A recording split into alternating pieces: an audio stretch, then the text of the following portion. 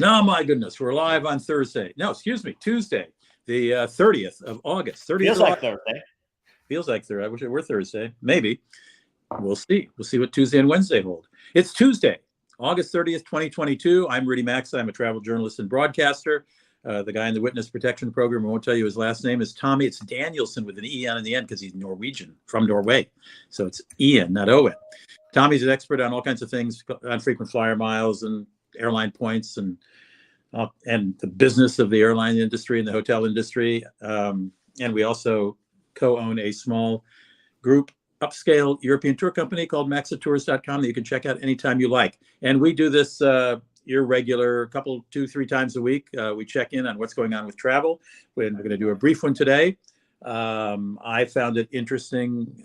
Tom, well, why don't you go first, Tommy? Then I'll go.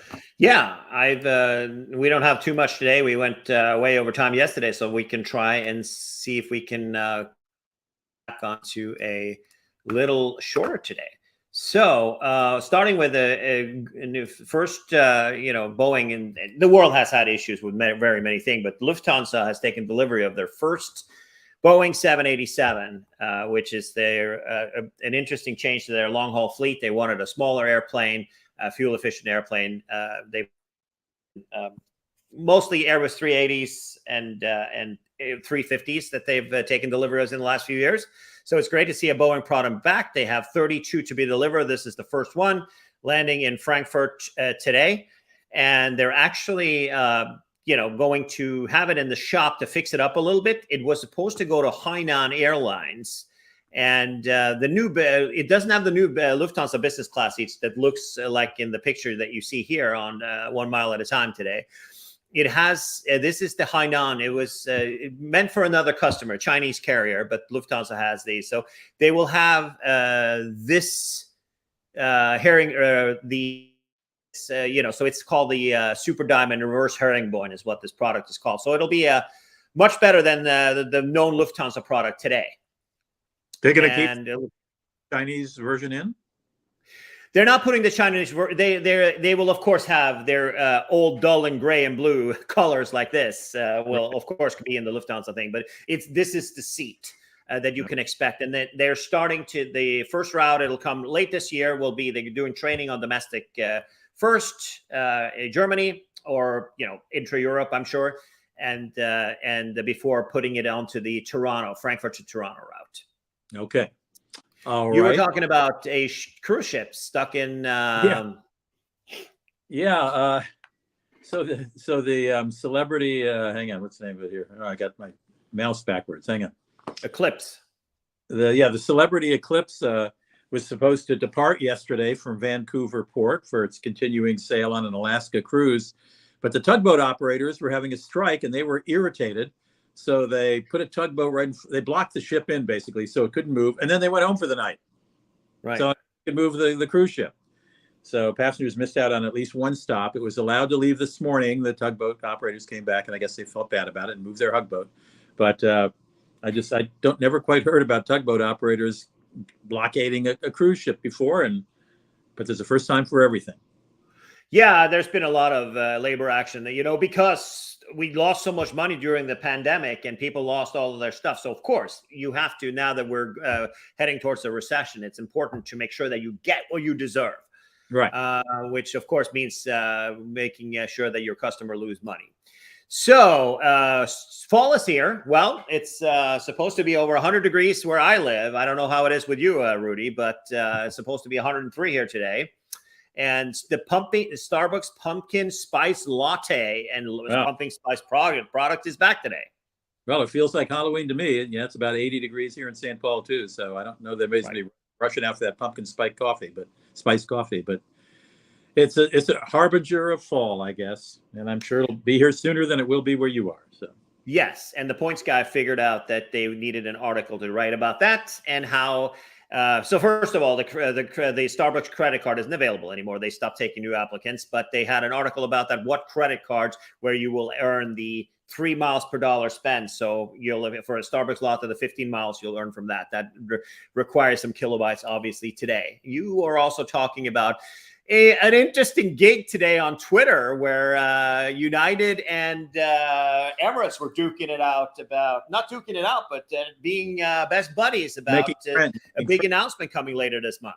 Well, the report is September that in the middle of September, they're going to announce that they're going to code share, which will leave Delta as the only major U.S. airline without a Middle Eastern code share agreement.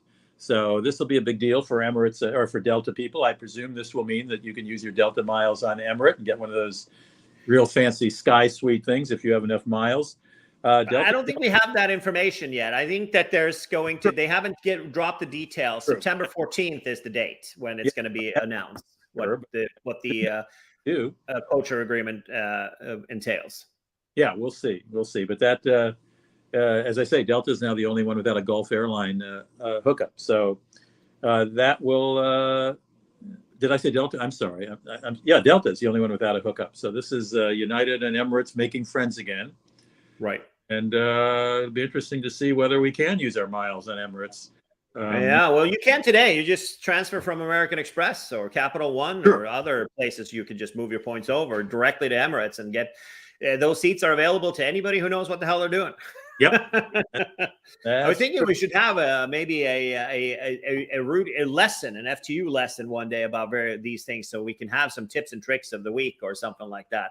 There's so many simple things you can learn that doesn't require you to have so much effort or to go to Walmart a million times to send money to yourself to earn miles. We're not talking that much effort. We're talking about small things that can change everything. The last thing I have today is there's an interesting article about business travel and will it return altogether? And there seems to be some doubts about that. There's been this is referring to New York City, where New York City restaurants are recently back to around 75% of pre-pandemic business because offices are only about a quarter full in New York City. Yeah. So I honestly, we've come to realize that Zoom isn't as good in person, but it's enough to substitute that. It worked for some of the travelers to meetings. And, I think that at the end of the day, there are plenty of studies about it. I think that, business travel in and of itself will return, and it will return in full force. And it was on the way of returning in full force, but it just hasn't done it because we are looking at, companies now cutting back on travel because of the financial outlook, not because of COVID and not because of Zoom. Right. People still have to get into the office. Like, for example, talking about big companies like Facebook and Apple, Silicon Valley, big companies are making everybody go into the office. That's how it's going to be in the future. It has to do with many things, but it's not healthy I would say, venturing to saying 98% of the people, it's not healthy to be cooped up at your house with your wife working in one room and you working in another. It's not really an ideal situation for quality of life for most people. Well, the friends I have who are working at home aren't at home. They're at the beach. They're going out to lunch. They're walking along the river. They're building something while they're talking, with their headset in at meetings. It's I find almost all of my friends don't want to go back to the office and say they're not going back to the office. Almost all. And I can tell you, downtown Minneapolis is a ghost town. St. Paul is not much better. I think that at the end of the day, we're looking at the vast majority of businesses, from financial and everything like that. I would say that it's a good way to get fired. One time it'll catch up to you if you don't.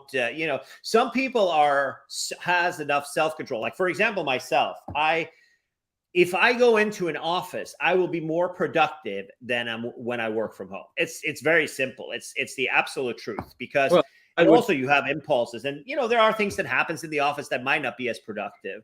But at the end of the day, it all depends what you're doing. If you have any creative outlets, if you need to work with other teams and things like that, it's very, very different. But I do think that it's really critical and important to make sure that human interaction is what you're missing. I agree. And for you and me, it's fine because we travel so much, right.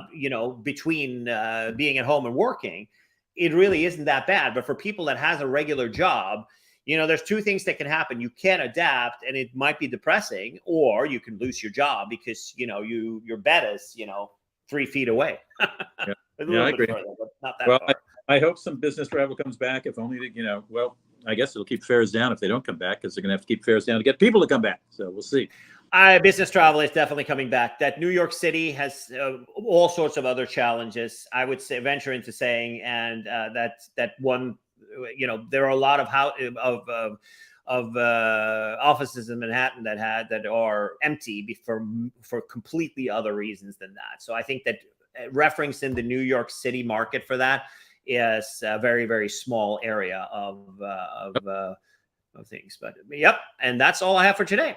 Well, that's all I got for today. It's a short one, and we'll see you again soon. You can sign up for my newsletter at maxatours.com/newsletter. It's free. Go ahead and do that.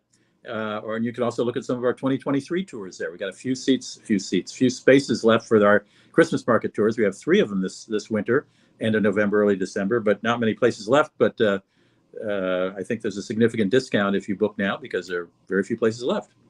We have the middle tour is overbooked. The last tour, we only have 1 couple available. The first one, we have some seats available. So if you're willing to go the weekend, Sunday after Thanksgiving, there are some good discounts to get. Just hit us up and, go to maxatours.com. There's a phone number and an email. So you might be able to go on a trip with Rudy Maxa. Get lost with Rudy Maxa. How's that sound? Well, I do like Christmas markets, so I'm a happy guy.